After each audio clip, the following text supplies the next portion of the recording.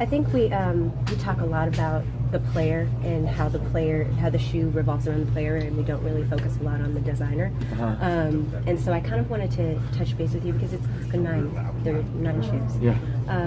How have you seen your design aesthetic change and grow with each shoe, especially with I think it's definitely evolved every year, and with him, and I try to like remove myself from it a little bit and just be more of a sponge, and something that like I always try to be an open book and writing new chapters in it. And so like I don't try and get stuck on a certain style. I hope. I know there's some people who like see a shoe and like, I know that's a Leo shoe, and I find that kind of weird. I don't even think about it that much. I guess I'm just always trying to like push myself to do something different and new. And I think I wanted just the shoe to mature with him from a design standpoint, from performance-wise to the style. You look at where we are here; it's definitely a lot more grown and a little bit more sophisticated, I think, than where he's been in the past, so I think it's a reflection of him, I just want to make sure that I'm not necessarily like putting my own personal stamp on it, like it has to be. But it's obviously something you're very proud of. Yeah, oh, absolutely, yeah, like I put my heart and soul into it, and I work my hardest to execute, so, but if it happens to be that those two things cross, it's great. But I think it's really about him first. But it's not necessary. There's no Leo Easter eggs. His signature's not on the back of the tongue. No. You prefer people would say that's a KD shoe, not a Leo. Yeah, I would hope so. I mean, his name's on it. It's called the KD. It's not called the Leo. So. Yeah, it's about him, not me. Have you ever thought about doing your own line? Yeah. Leo line? It'd be so hard to design for yourself, I think, I don't know. I never the thought Nike about lab starts training. Yeah. Has there ever been a time he's come to you and said, hey, Kobe has this or LeBron has this, I want it?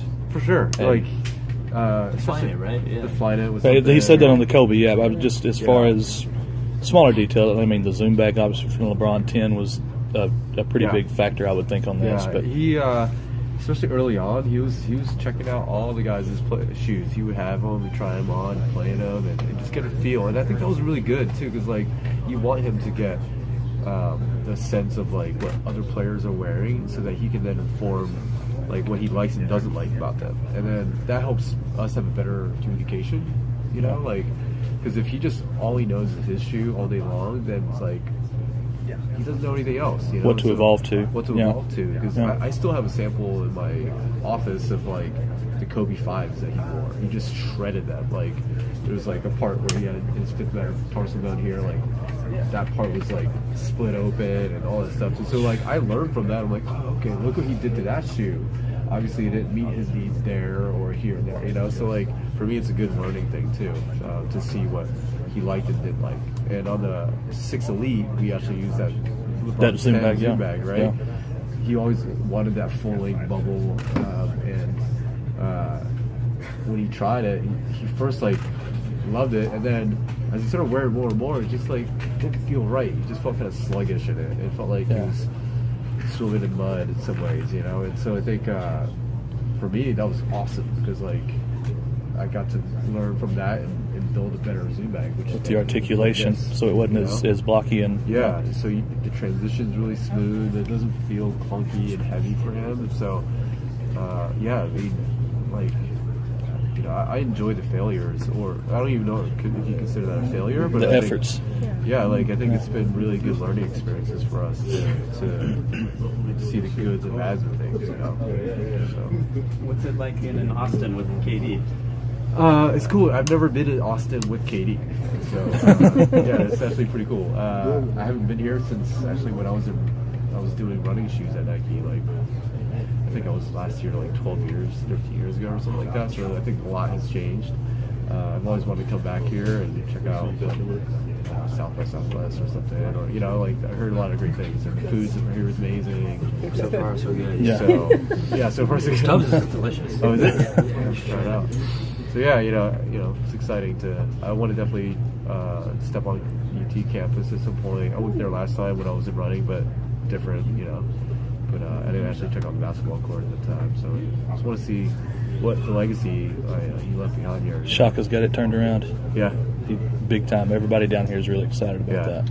So Kevin mentioned before that like he loves the fact that you guys have like a really good, tight working relationship, and he can just call you about the blue, like, hey, I want this. Yeah. Has there ever been a time, and you're a pretty open-minded Yeah. guy, just when I've talked to you before, has there ever been a time where you're just like, yeah, that's impossible. No way you could do that. Or is that just not in your vocabulary? You know, there's some things that are maybe not right at the time, and then so I put it in the memory banks, and I'm like, okay, I can't forget about that, and because I know at some point he was gonna ask, like, remember when I said this, or like, you know, and so I'm always trying to like remember it and try and find the right time for it, you know, and so some things might just be like not ready yet, you know, like the Flyknit thing. He told me that a while ago, like he wore the Flyknit racers.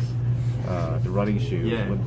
I think it was when he was in London. Yeah, 12. He wore it, and he loved the shoe. And I was like, well, okay, I got to figure out how to make that into a basketball shoe then. And so that takes time. And then Kobe got into it, so like that helped, you know, to get into basketball, into a lateral testing, sport, yeah. and all that. And then now it's just like making it right for a player like him, you know. So yeah, I mean, it just takes time to like.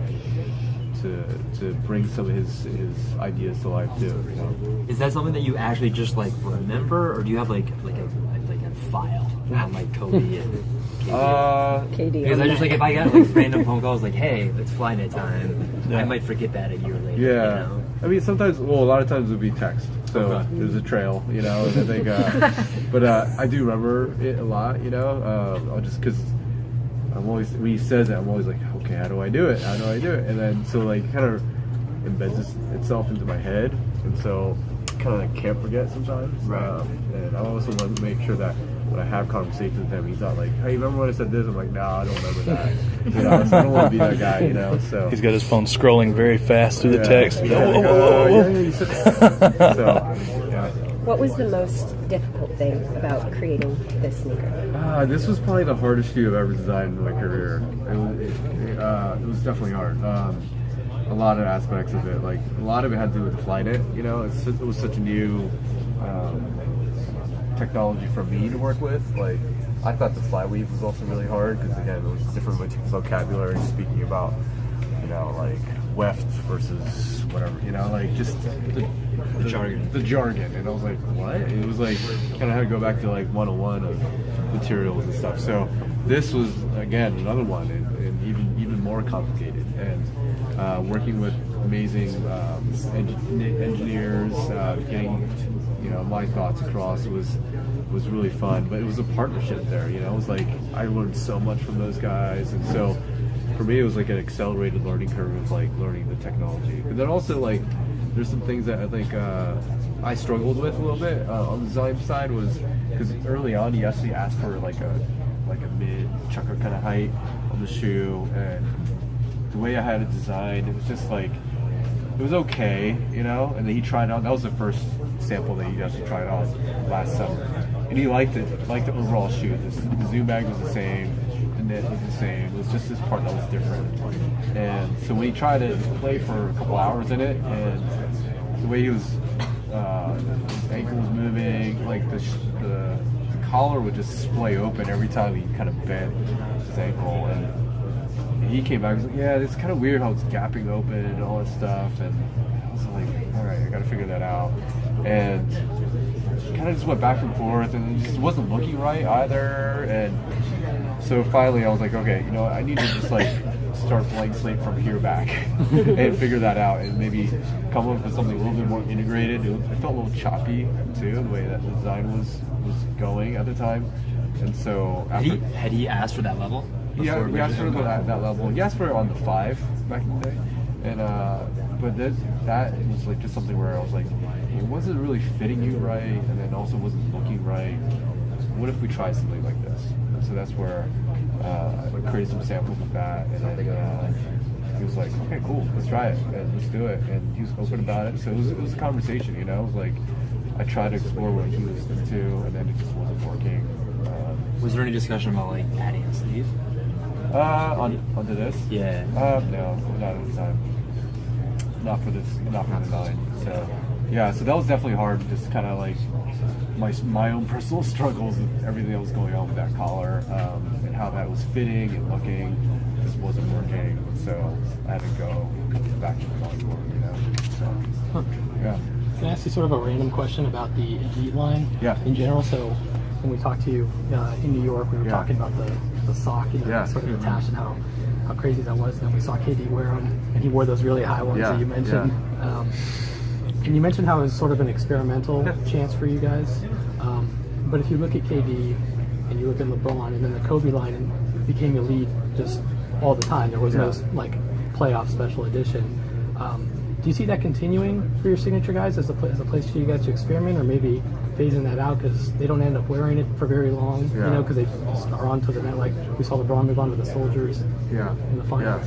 Yeah. It's a really good question. I think we will have a 9 Elite, but, you know, we're always going to look to, like, hey, you know, reevaluate the whole line and the whole concept of it, too. And so you may see it evolve and change, you know, when it launches, how it launches, or what it is, and all that stuff. So it's got to be a revolving, because, you know, when we started this, it was definitely like these concept cars that were using the best of the best technologies. Now we're almost at that point where we are like using the best of the best. So, you know, I think stuff like that high sleeve was definitely crazy, like silhouette-wise. There was definitely functional benefits to it, but also look-wise was not something you've seen before. So it was just something we wanted to try. I've worn it. It's weird. Yeah. It feels cool after a while, but at first you're just like, something seems weird. Yeah. Yeah, another guy wore it and he loved it. So it's definitely polarizing, you know. Some people love it, some people hate it. So it's like, you know. I guess when I saw KD wear it, I thought it would be like a little bit more lockdown. Yeah. And it's like kind of just it's a bit superficial. Yeah. In terms of like. It's more of like a compressive type than it is. Like almost like a higher ankle thing. Not an actual ankle. So like the purest concept is when you go all the way up to your knee, you get the full leg on compression, you know, and that's when you really feel it. But I think the majority of people would not want to wear that, you know. So, so yeah, you know, it's just, I would totally wear that. WearTesters.